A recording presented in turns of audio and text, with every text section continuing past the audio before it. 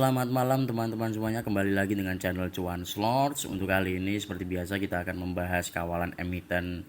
Ada Bumi, Dewa, BRPT dan Cuan. Sekaligus saya juga mau mereview untuk backtest screener kemarin yang sudah saya upload itu ya.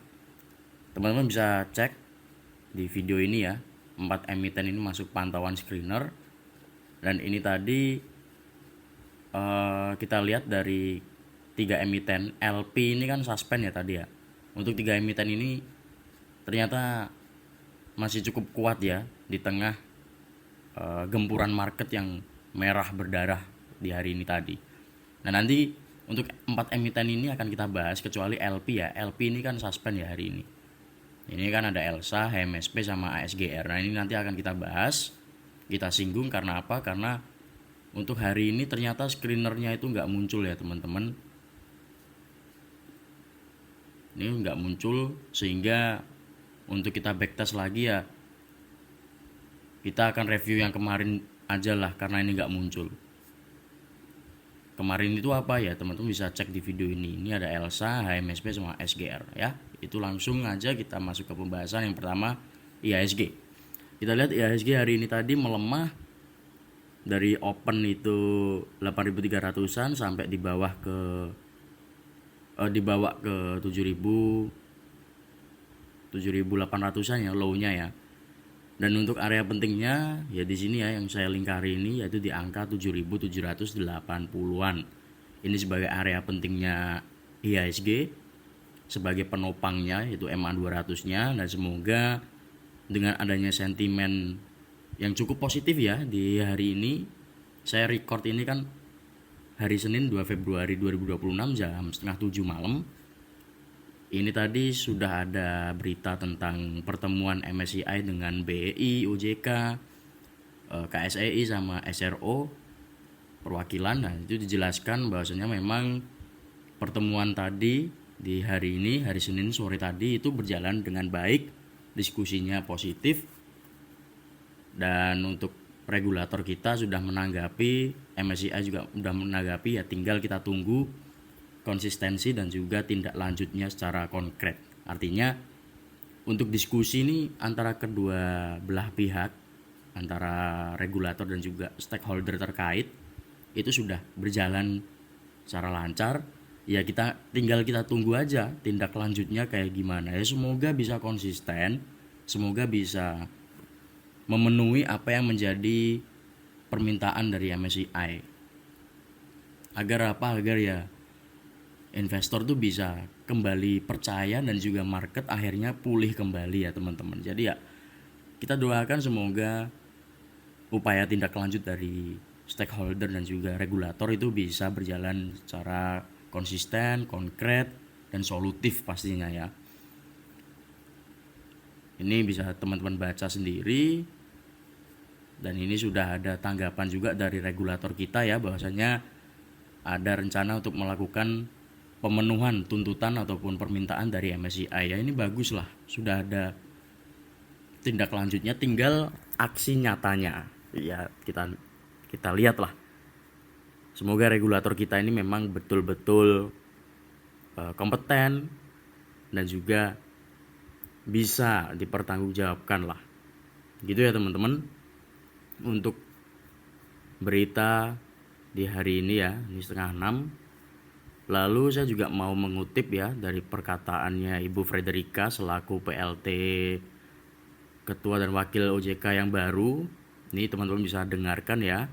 Saya ingin titip pesan nih, tolong disampaikan nih, media-media ini luar biasa menyampaikan pesan. Kita titip pesan untuk seluruh investor di Indonesia, jangan panik, tetap tenang, tetap mengambil keputusan investasi secara rasional. Melihat investasi itu adalah bagaimana melihat fundamental dan juga prospek ke depan, gitu ya.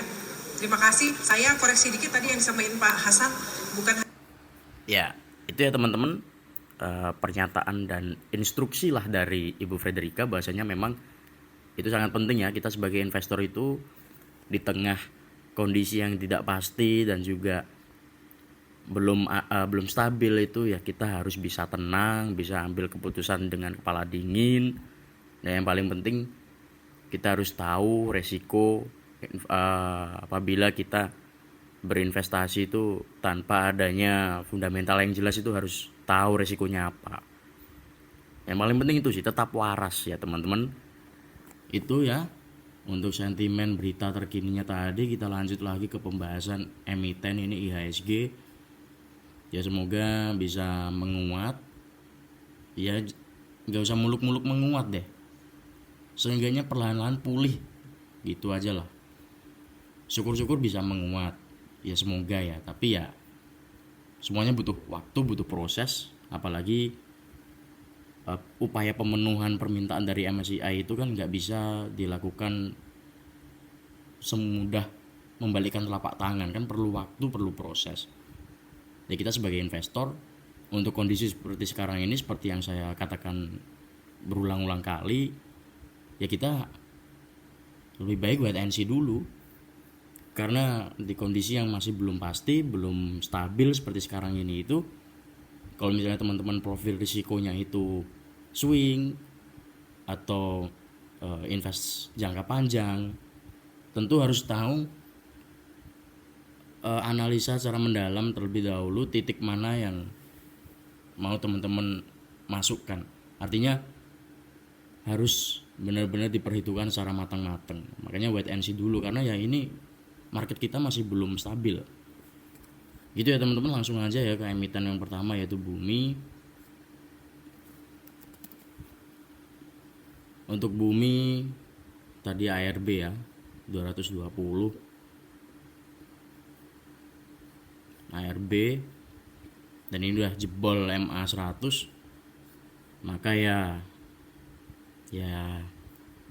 ini menjadi pertahanan terakhirnya Bumi ya, ada di 175 176. Ini adalah benteng terakhirnya Bumi ya teman-teman.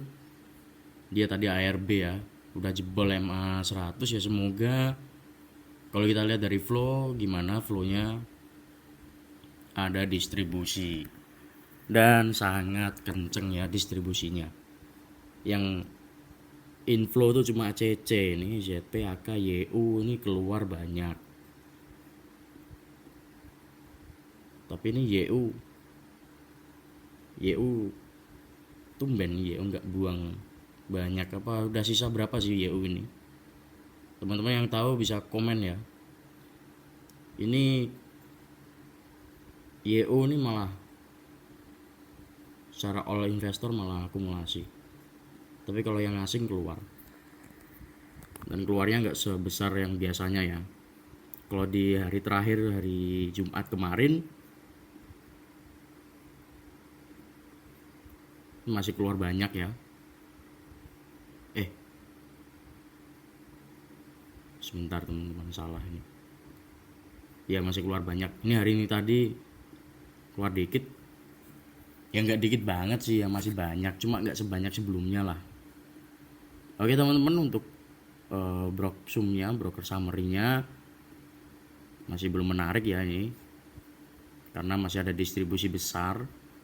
Tapi at least kita tunggulah, karena ada sentimen berita tadi ya, pertemuan antara regulator kita dengan MSCI. Semoga ya itu bisa membuat setidaknya market itu menjadi lebih tenang lah, karena sudah ada titik temunya gitu. Tinggal kita lihat apakah bisa dilakukan secara konsisten apa enggak.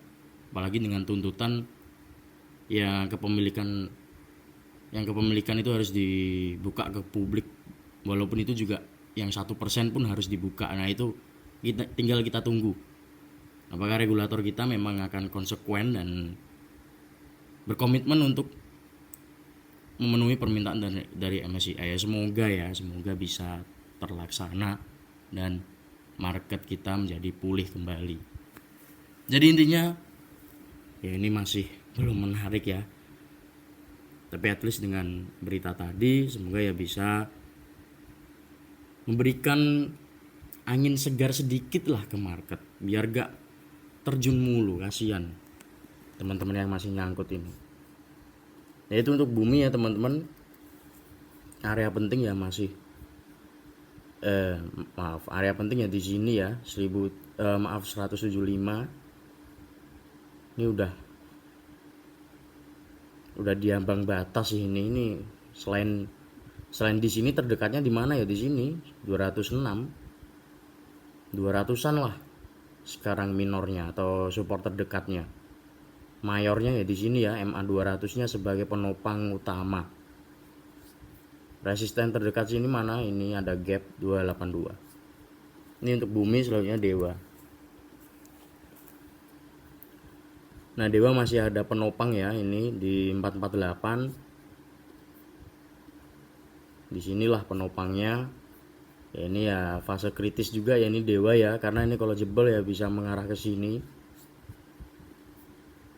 Sini 314. Tapi let's see lah.